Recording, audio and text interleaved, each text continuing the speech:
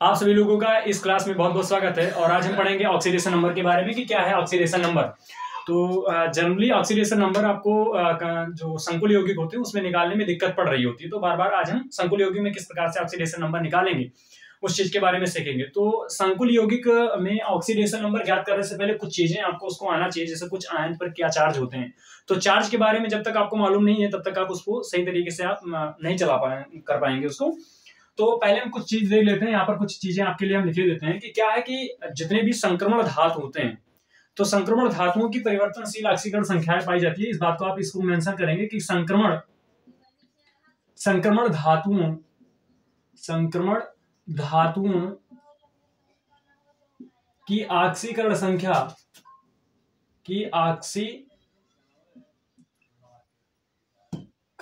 संख्या जो होती है वो परिवर्तनशील होती है। क्या होती है? परिवर्तनशील होती है। अब क्या है संक्रमण धातु किसे कहते हैं? तो संक्रमण धातु के बारे में हम जानेंगे। तो संक्रमण धातु क्या है? संक्रमण धातु की ऑक्सीकरण संख्या परिवर्तनशील होती है, यानी डी ब्लॉक के जितने भी एलिमेंट होते हैं उनके सभी के सभी क्या होती है? ऑक्सीडेशन नंबर परिवर्तनशील होती हैं।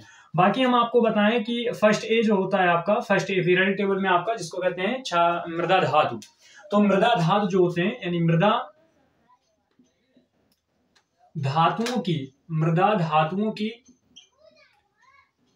धातुओं की ऑक्सीकरण संख्या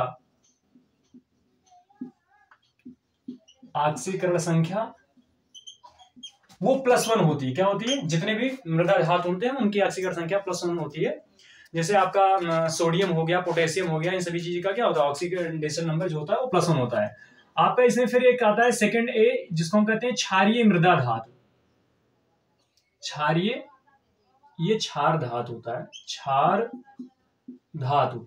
और एक होता है क्षारीय मृदा धातु।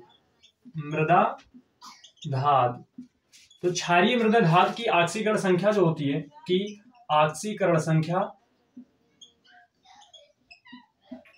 ऑक्सीकरण संख्या जो होती है वो +2 होती है। क्या होती है? +2 होती है। यानी ये एस ब्लॉक है ना, इसमें दो आते हैं एस ब्लॉक में। एस ब्लॉक में जो आपका फर्स्ट ए वर्ग है और सेकंड ए वर्ग की जिसको हम क्षार धातु और क्षारीय मृदा धातु के नाम से जानते हैं, उसकी जो ऑक्सीडेशन नंबर होती है वो +1 होती है और क्या होती है? +2 होती है।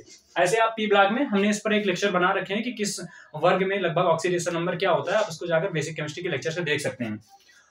अब हम इसमें कर क्या रहे हैं कि आगे हम जानेंगे कि इसमें क्या क्या है। तो +1 और +2 के बारे में हमने इसमें देखा।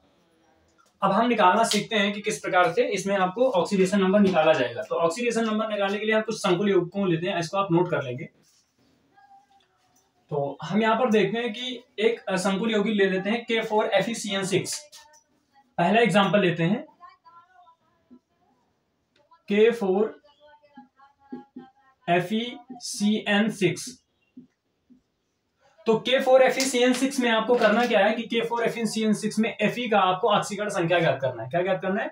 कि ऑक्सीकरण संख्या कीजिए में ऑक्सीकरण संख्या ज्ञात कीजिए। तो आपको ज्ञात करना है तो सिंपल तरीके से आपको पहले मालूम होना चाहिए कि किसके ऊपर कितना ऑक्सीडेशन नंबर होता है। तो हम जानते हैं कि K4। अब इसमें कुछ नियम और है। नियम आप उसमें ये देख लेंगे कि जो भी उदासीन परमाणु होंगे, क्या होंगे? उदासीन परमाणुओं की ऑक्सीकरण संख्या जो होती है वो 0 होती है। उदासीन परमाणु की ऑक्सीडेशन नंबर वो क्या होती है? 0 होती है। तो उसको =0 लिखेंगे। और जो चार्ज वाला होगा यानी जिसपे आवेश होगा, चार्ज्ड स्पीसीज के लिए आप में जो उस पे चार्ज आएगा वही प्लस माइनस में जो चार्ज आएगा उसको आप करके = वही लिख देंगे ना, = की उस तरफ चार्ज आप लिख देंगे जो भी चार्ज आएगा। जैसे हम एग्जांपल देख लेते हैं इसमें। अब इसमें आप देख रहे हैं कि इसके ऊपर कोई चार्ज नहीं है, ना +1 है ना -2 है, कुछ भी नहीं है। तो इसको सिंपल तरीके से आप क्या करेंगे, पहले आपको जिसको निकालना उसके नीचे अंडरलाइन होगा। तो उसमें आप क्या करेंगे? Fe का हमें निकालना है क्योंकि ये सेंट्रल मेटल एटम है। सेंट्रल मेटल एटम में आपका केंद्रीय धातु परमाणु Fe का निकालना है। इसको आप मान लीजिए X। तो जिसको निकालना उसको आप X मान लीजिए। तो K के ऊपर हम जानते हैं कि पोटेशियम के ऊपर +1 चार्ज होता है। क्या होता है? +1 चार्ज होता है। और कितने पोटेशियम है? × 4 पोटेशियम है, 4 हो गया। प्लस लगाइए इसमें आप Fe को आप X मान लीजिए और प्लस Cn के ऊपर जो होता है वो -1 होता है। ये सारी चीजें आपको पता होना चाहिए, ऑलरेडी आपको आ रहा होगा। Cn के ऊपर -1 होता है। और कितने Cn है? 6 है, 6 Cn है ना। तो 6 कर दीजिए, इक्वल टू आप यहां पर करेंगे 0। अब इसको क्या करेंगे, आप इसको 4 एकम 4 हो जाएगा, प्लस x यहां पर लिख देंगे, प्लस -1 इंटू 6 इक्वल टू कितना हो जाएगा, -6 हो जाएगा। आप इसको डायरेक्ट लिख दीजिए, -6 इक्वल टू 0 कर देंगे। अब फिर इसको क्या करेंगे, x बराबर क्या करेंगे, ये उधर जाएगा, माइनस उधर जाएगा तो +6 हो जाएगा, और ये +4 है उधर जाएगा तो -4 हो जाएगा, और ये x बराबर कितना आ जाएगा, +2 आ जाएगा, यानी x इक्वल टू +2 आ जाएगा। यानी Fe के ऊपर ऑक्सीडेशन नंबर कितना आया, 2 आया। तो ये आप इसको नोट करेंगे। चलिए फिर अगला एग्जांपल ले लेते हैं, AgCN2 माइनस लेते हैं। अगला एग्जांपल हम यहां पर लेते हैं, अगला एग्जांपल है आपका AgCN2।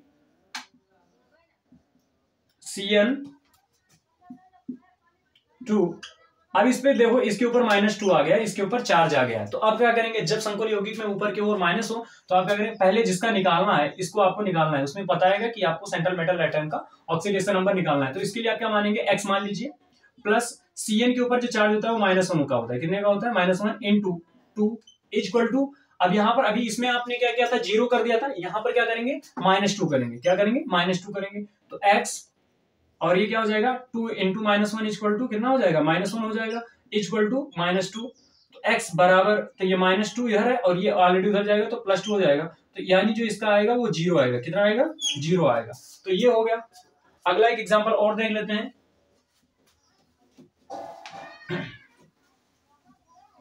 अगला एग्जांपल है एग्जांपल नंबर 3, NiCO4।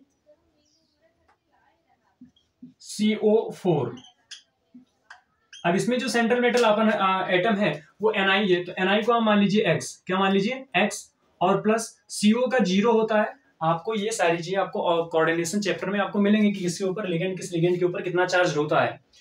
तो CO के ऊपर 0 होगा, और इसका इंटू क्या करेंगे, 4 करेंगे, इक्वल टू क्या हो जाएगा, 0 हो जाएगा, क्योंकि इसके ऊपर कोई भी चार्ज नहीं है। तो x इक्वल टू कितना हो जाएगा, 4 इंटू 0 इक्वल टू 0, तो इक्वल टू 0 हो जाएगा, यानी इसके ऊपर जो ऑक्सीडेशन नंबर आएगा वो क्या आएगा, 0 आएगा। एक एग्जांपल और ले लेते हैं हम, थोड़ा बड़ा सा लेते हैं। आपको इसमें दिया हुआ है K3Fe C2O4 का होल थ्रायस,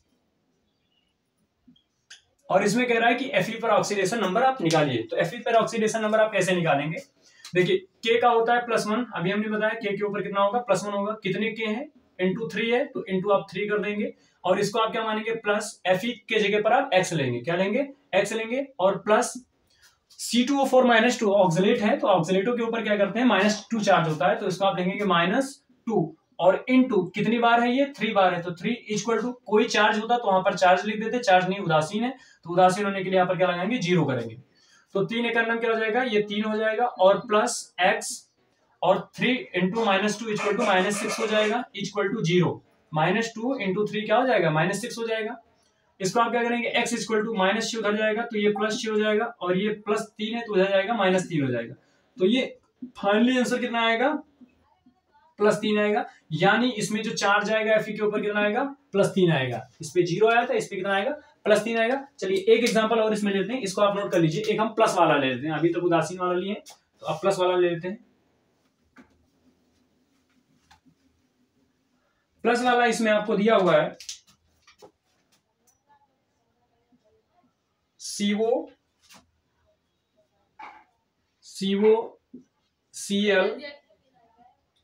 फिर आपका है NH3 ओके, पावर +2 है, यानी मतलब इसके ऊपर +2 चार्ज है, पावर नहीं +2 चार्ज है। तो इसमें आप देखेंगे आपको CO पर निकालना है। अच्छा, आप ध्यान होगा हमेशा किसी भी संकुल यौगिक में जो सेंट्रल मेटल एटम होगा वह सिर्फ एक होगा, सेंट्रल मेटल एटम हमेशा एक होगा, सदैव एक होगा, केंद्रीय आधार परमाणु, लेकिन लिगेंड कई हो सकते हैं। तो CO को आप मानेंगे x, और प्लस Cl के ऊपर जो चार्ज होता है वो -1 होता है, और कितना Cl है, इसके ऊपर चार्ज कितना है, -1, और कितना Cl है, 1 Cl है, तो 1 इंटू फिर प्लस हो जाएगा, ठीक है। NH3 आपका एक NH3 जो आपका मॉलिक्यूल है, तो इसका 0 चार्ज होगा, क्या होगा, 0 चार्ज होगा, तो इंटू कितने बार है, 5 बार, इंटू 5 कर देंगे, और इक्वल टू, चूंकि इसके ऊपर +2 चार्ज है तो यहाँ पर +2 लिख देंगे। अभी इसके पीछे माइनस था तो हमने माइनस लिखा था, यहाँ पर +2 है तो मतलब +2 लिख देंगे। अब क्या करेंगे, x प्लस 1 इंटू -1, ये क्या हो जाएगा, -1 हो जाएगा, -1, और प्लस 5 इंटू 0 करेंगे तो 0 हो जाएगा, और प्लस इक्वल टू 2 हो जाएगा, क्या हो जाएगा, +2 2 हो जाएगा। x बराबर क्या हो जाएगा, +2 है यहाँ पर, और ये माइनस उधर जाएगा तो क्या हो जाएगा, ये +1 हो जाएगा। तो x बराबर आपका आंसर क्या आ जाएगा, +3 आ जाएगा। यानी जो इसके ऊपर ऑक्सीडेशन नंबर आएगा वो कितना आएगा, +3 आएगा। तो इस प्रकार से आप इसको ज्ञात कर सकते हैं। तो पहले आपको आयन पता होना चाहिए, लिगेंड पता होना चाहिए, किस पर क्या चार्ज होगा। और आप देखते रहिए वीडियो, ना समझ आया तो इसको आप पॉज करके और नोट करते रहिए, इसको आप नोट कर लेंगे। बहुत बहुत धन्यवाद, मिलते हैं फिर अगली वीडियो में।